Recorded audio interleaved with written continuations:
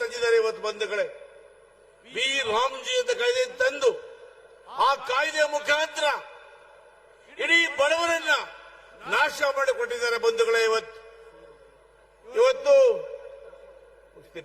ಇವತ್ತು ನಾವು ಯಾಕೆ ಸೇರಿದ್ದೇವೆ ಅಂದ್ರೆ, ಏನೇ ಆಗಲಿ ನಮ್ಮ ಕಾಂಗ್ರೆಸ್ ಸರ್ಕಾರ, ಕಲ್ಯಾಣ ಜನತೆ ನಾವು ಯಾವುದೇ ಕಾರಣಕ್ಕೂ ಕೂಡ ಮನ್ರೇಗಾವನ್ನ ರದ್ದು ಮಾಡಕ್ಕೆ ಬಿಡೋದಿಲ್ಲ. ವಿ ರಾಮ್ಜಿಯನ್ನ ನಾವು ಯಾವುದೇ ಕಾರಣಕ್ಕೆ ಒಪ್ಪೋದಿಲ್ಲ ಅನ್ನೋ ಮಾತನ್ನು ಹೇಳೋದಕ್ಕೆ ನಾವೆಲ್ಲ ಕೂಡ ಸೇರಿದ್ದೀವಿ ಬಂಧುಗಳೇ.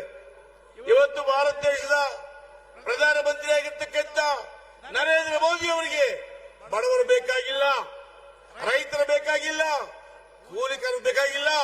ವಿಶೇಷವಾಗಿ ಅವರಿಗೆ ವರಿಷ್ಠ ಜಾತಿ ಪಂಗಡದವರು ಯಾರು ಬೇಡ. ಅವರಿಗೆ ಕೇವಲ ಬಂಡವಾಳಶಾಹಿಗಳು ಈ ದೇಶವನ್ನು ಲೂಟಿ ಮಾಡತಕ್ಕಂಥ ಅದಾನಿ ಅಂಬಾನಿ ತೋರಬೇಕು ಅವರಿಗೆ.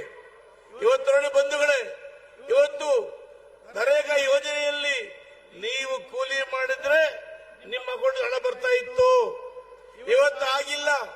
ನೀವು ಇಷ್ಟಪಟ್ಟು ಕೆಲಸವನ್ನು ಆಯ್ಕೆ ಮಾಡ್ಕೊಳ್ತಾ ಇದ್ರಿ. ಇವತ್ತು ಆಗಿಲ್ಲ. ಯಾರೋ ನಿಗದಿ ಮಾಡಬೇಕು. ಈ ಪಂಚಾಯಿತಿಯಲ್ಲಿ ಯಾವುದೋ ಗ್ರಾಮದಲ್ಲಿ ತಗೊಳ್ತೀವಿ ನಿರ್ಧಾರ ಮಾಡಬೇಕು.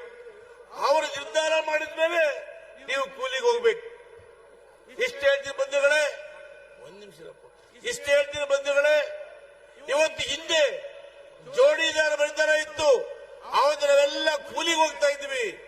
ಈ ಮುಂದೆ ಒಂದು ದಿವಸ ಈ ವಿ ರಾಮ್ಜಿ ಯೋಜನೆ ಇದ್ರೆ ಇಂಥ ಪತ್ತಿ ಮತ್ತೆ ಬರ್ತದೆ.